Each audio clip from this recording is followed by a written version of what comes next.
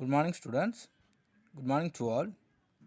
And last day we have studied about the elements of contract, and because of that, some of the characteristics and what are the needs of the elements of contracts also we have studied. So today, just we will go to the next chapter. Then today we will go to the next concept, the unit 9, and the chapter also 31. The discharge and the breach of a contract. So already we have studied the contract and the meaning of the contract. If any of the agreement is enforced by the law, that is considered as a contract. But all the contract will never continue still long. So if you are involving, if you are come to an agreement, so one day that agreement or the contract must be discharged. So, in whatever ways are there to discharge and the breach of a contract. So, discharge of a contract implies the termination of a contractual relationship between the parties. So, already we have studied the two parties is must needed to come to an agreement. So, the agreement is also considered as a contractual relationship between the two parties. Then the discharge of your contract means the terminations of the contractual relationship, or the terminations of the contractual relationship is come to an end is considered as a discharge of contract. A contract is discharged if it is ceases to operate and when the rights and obligations created by it come to an end. But sometimes the other rights and obligations may arise as a result of discharge of the contract. These are independent of the original contract. Because of some other ways also the contract may come to an end. The modes of discharge of contract. The modes of discharge of contract. So what are the ways are there to discharge the contract? There are different modes of discharge of contract have been provided under the different sections of the Act. First one is the discharge by performance. On the basis of performance of the both parties, the agreement also may come to an end.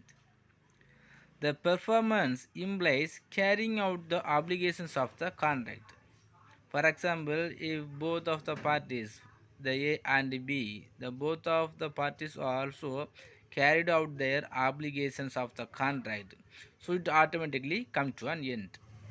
So, for example, if two parties, one party is ready to or agreement to selling the car, and the B party is also accepting to receive that car and the paid means, so that agreement automatically come to an end. So after fulfilled the contract, the relationship of the two parties may come to an end. The performance must be completed according to the real intention of the agreement. Real intentions means, so the both of the persons have to the considerations, so have to the monetary benefit. So any of the persons have to leave the properties and another one of the persons have to get the monetary advantages. The performance must be done according to time and manner. It is prescribed. So performance of contract may be of two types, namely actual performance. Next one is attempted performance. So actual performance means if the persons are completed their contractual or the obligations, is called actual performance. So attempted performance means if the persons are trying to fulfill the obligations but still not completed, means it is considered as a attempted performance. Next one of the mode of discharge of contract is by agreement on consent. Agreement between the parties come to an end by mutually agreeing for it. Any contract is created by an agreement, hence in the same way it can be discharged by an agreement. So how we are made one of the agreement to fulfill any of the task, and sometime the both of the persons also will get back from fulfill the task, and in this time if they are thinking, so there is no need to fulfill, or they can terminate the contract, mean both of them also come to an end. So in this connection the rule of law is follows: the udem mode quas, so the both of the persons may or may not be get the monetary benefit. The meaning of this: a thing may be destroyed in the same manner in which it is constituted. In which manner or in which way or for what purpose the agreement is made, that agreement is also may be constituted on the same way. The consent may be of following type. First one is express. The express consent may be given at the time of formations of the contract or subsequent to its formations. The time of formation of the contract, what or how they expressed the agreement, on the basis of expressed agreement, so it will come to an end. Next, implied. The contracts are also discharged by implied consent. The different mode of discharge by implied consent are mentioned below. First one is novations, and the recessions or the satisfactions or the mergers. Suppose sometime on the basis of the agreement, the properties or any of the vehicles may be altered or remixed or satisfied or merged. Next, by impossibility of performance. A contract may be discharged if its performance becomes impossible. The rule of impossibility of performance is based on some of the points. That is, the law does not recognize what is impossible. Suppose if the law is expressed or the law is has considered the law may be clearly defined. So what is the impossible matters? So on the basis of the impossible matters, if the two persons are considering, if they are realizing it is impossible, so it may come to an end. Next, what is impossible does not create an obligations. So according to the section 46 of the Act, all the acts to do impossible acts are void. So there are two types of impossibility of performance, such as impossibility existing at the time of agreements. So when we are made the agreements to do some task, if the impossibility situation is existing, so it is not come to an end. Next, the impossibility arising subsequent to the formation of contract. So when we are format the contract, some of the impossibility things may be arised. So when the performance is going to on the way. So likewise, impossibility arising subsequent to the formation of a contract or supervening impossibility may be by some event beyond the control of the parties, by some act either of the promisor or of the promisee. Next, by lapse of time. So because of the lapse of time also, the agreement may come to an end. So according to the Limitations Act 1963, a contract must be performed within a specified time. So in this time of making the agreement, the particular time may be mentioned. So within the mentioned time, so the agreement may come to an end. So if it is not performed within the specified time limit, and against which if no action is taken by the promisee in the court of law within the specified times, then the promisee is deprived of the remedy of law. In such cases, the contract is discharged. So the promisor or a promisee, So among these two parties, if any one of these is not fulfilled their promise, so any one of them may lose their parties. Next, by operation of law. Your contract can be discharged by the operation of law. The operation of law by which contract can be discharged are as follows. First one is by death. If the contract depends on the personal skill or ability, then such contract may be discharged on the death of the promisor. Sometimes, for example, the agreement may be made on the basis of the skill or the ability of the promisers. So, in this case, if the promiser is dead, so the promisee may come to an end. Next, by merger. So, merger will take place when an inferior right accruing to the same party, either under the same or another contract. Next, by insolvency. So, an insolvent is discharged from all abilities incurred prior to his adjudications. Suppose if the promisor or became as a insolvency by the way of such a case, so the contract may come to an end. Next, unauthorized alteration of the terms of contract. So, if one party makes any material alterations in the contract without the consent of the other party, then the other party can avoid the contract. So, for example, some of the building is built by some of the quality sand and the bricks. But if the promisor is not using the quality materials for the purpose of building the home or any of the building, so the promisee may come to an end. Next, rights and liabilities vesting in the same persons. So here the right and liability became vested in the same persons. The other parties are discharged.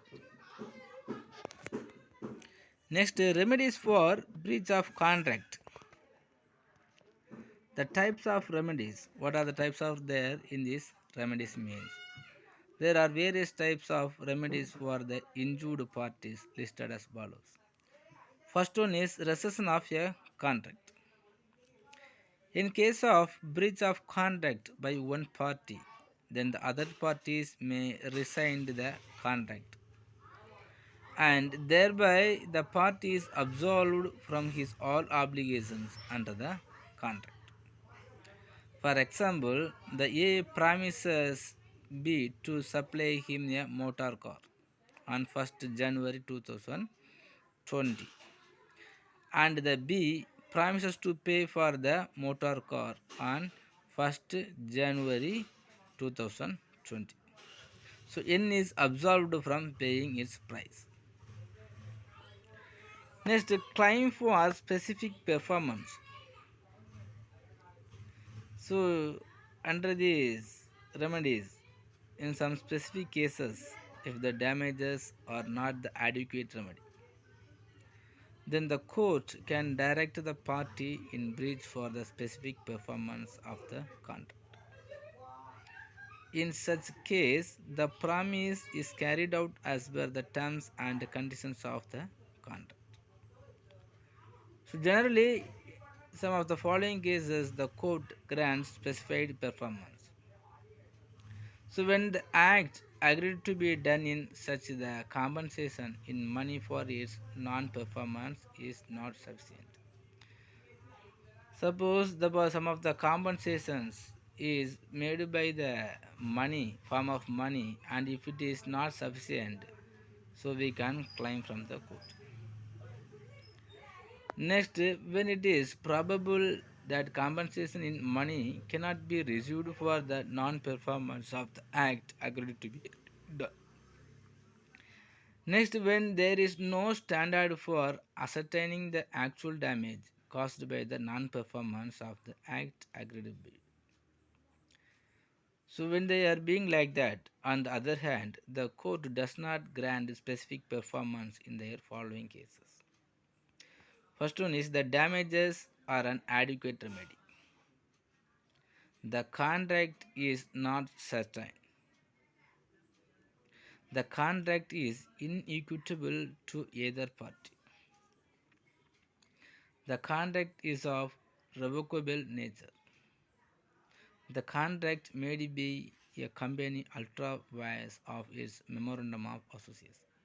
And even some of the cases, the court does not grant the specific performance. Next, claim for injunction. So, injunction is an order passed by a competent court restraining a person from doing some act. So, injunction can be defined as a mode of securing the specific performance of the negative terms of a contract. The negative terms of contract implies doing something. Next, the claim for quantum merit. The claim for quantum merit may arise if a contract performed by one party has become discharged by breach of the other party. So, in any ways, some of the cases, some of the remedies may be arised. Okay, students. So there is no need to explain more. So because we can go to the next chapter. So next chapter, chapter 32, the direct taxes. First, we have to know the meaning of tax. The tax is the compulsory payment of the government. The tax is the compulsory contribution to the state revenue by the government. It is levied on the income or profit from business of individuals and institutions. It may be added to the prices of goods, services, or the transactions. So, tax is the basic source of revenue to the government. So, even the government has many ways to earning the income. So, tax is the important and the first way to earning the income. Then the types of taxes. There are two types of taxes are there. First one is direct taxes and another one is indirect tax. So if a tax levied on the income or wealth of a person and is paid by that same persons directly to the government, it is called direct taxes. For example, income tax, wealth tax, and capital gains. Next, indirect taxes. If tax is levied on the goods or services of a person, is collected from the buyers and it is paid by the seller to the government, it is called indirect taxes. For example, the goods and service taxes. So the direct taxes mostly imposed on the income and the wealth, and the indirect taxes is imposed by the government on the commodities, goods and the service. Next, income tax. The income tax is a direct tax under which tax is calculated on the income, gains, or profits earned by a person, such as individuals and other artificial entities. The features of income tax. The income tax, one of the features is levied as per the constitutions. The income tax is levied in India by virtue of entry number 82 of list 1 of 7th schedule to the article 246 of the Constitution of India. Next, levied by the central government. So income tax is charged by the central government on all incomes other than agricultural income.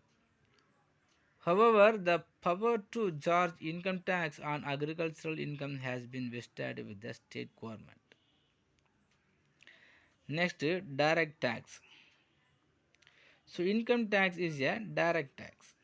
It is because the liability to deposit and ultimate burden are on same person.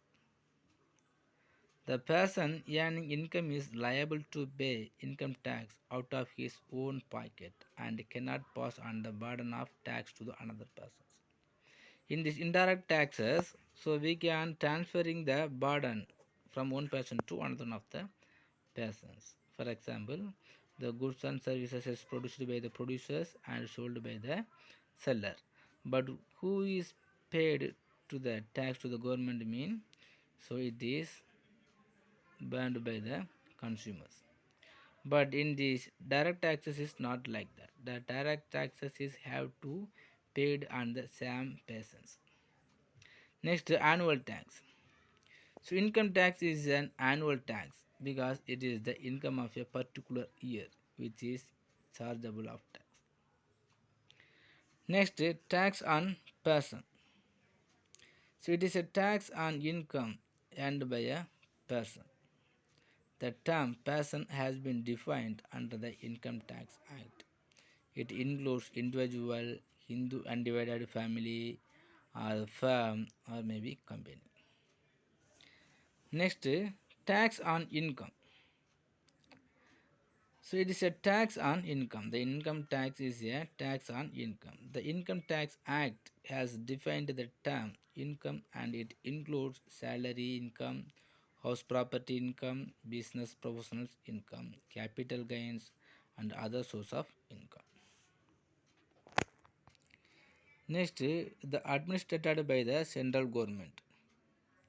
So income tax is administered by the central government with the help of income tax department with the branches throughout the country. Next, applicability.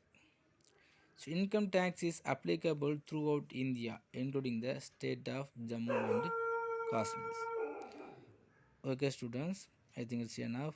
If you have any doubt, please ask me.